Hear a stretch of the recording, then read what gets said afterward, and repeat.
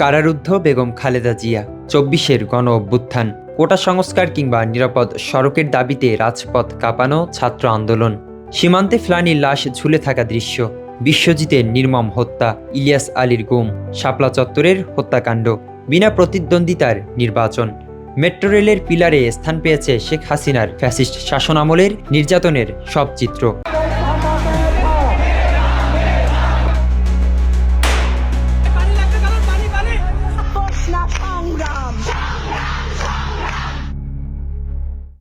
এই গ্রাফিতি দেখে আমি নিজেও অবাক যে এত সুন্দর একটা জিনিস প্রেজেন্ট করা হয়েছে নতুন প্রজন্মের সামনে।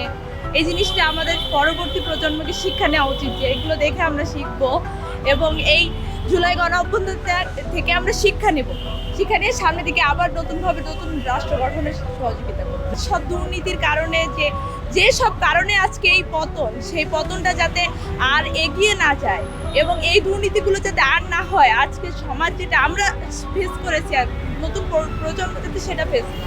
রাজধানীর কারওয়ান বাজার থেকে ফার্মগেট এলাকায় মেট্রো রেলের পিলারে তুলে ধরা হয়েছে ক্ষমতাচ্যুত আওয়ামী লীগ সরকারের শাসনামলের বছরওয়ারি চিত্র, যেটির নামকরণ করা হয়েছে ফিরে দেখা ফ্যাসিস্ট রেজিম। শিল্পীর নিপুণ হাতে রং তুলির আঁচড়ে ফুটে উঠেছে সাবেক প্রধানমন্ত্রী শেখ হাসিনার ১.৫ দশকের শাসনামলের আলোচিত ও সমালোচিত সব অধ্যায়।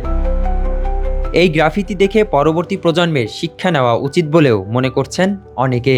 বর্তমান প্রজন্মের জন্য ফ্যাসি সরকার কিরকম ছিল বা তাদের কার্যকলাপ কিরকম ছিল আমরা এখন জানতে পারছি। ছোটবেলাতে আমরা এগুলো এত কিছু হয়েছে তা আমরা জানতাম না, এখন আমরা এই চিত্রকলার মাধ্যমে এগুলো জানতে পারছি এবং পরবর্তী আর কেউ যাতে এরকমভাবে ফ্যাসিবাদী সরকার আর জন্মগ্রহণ না করতে পারে এবং সামনের দিকে যাতে আর কেউ এরকম অন্যায় বা অপরাধ করতে হলে ৩বার বা আরো অনেকবার চিন্তা করতে যে এরকম একটি ফ্যাসিবাদী সরকার কিভাবে নির্মূল হয়েছে এবং তারও এরকম পরিণতি হতে পারে। জুলাই অভ্যুত্থানের বর্ষপূর্তি সামনে রেখে ফিরে দেখা ফ্যাসিস্ট রেজিম শিরোনামে শেখ হাসিনা সরকারের সময়কার দমন পীড়নের নানা অধ্যায় তুলে ধরা হয়েছে এই গ্রাফিতিতে।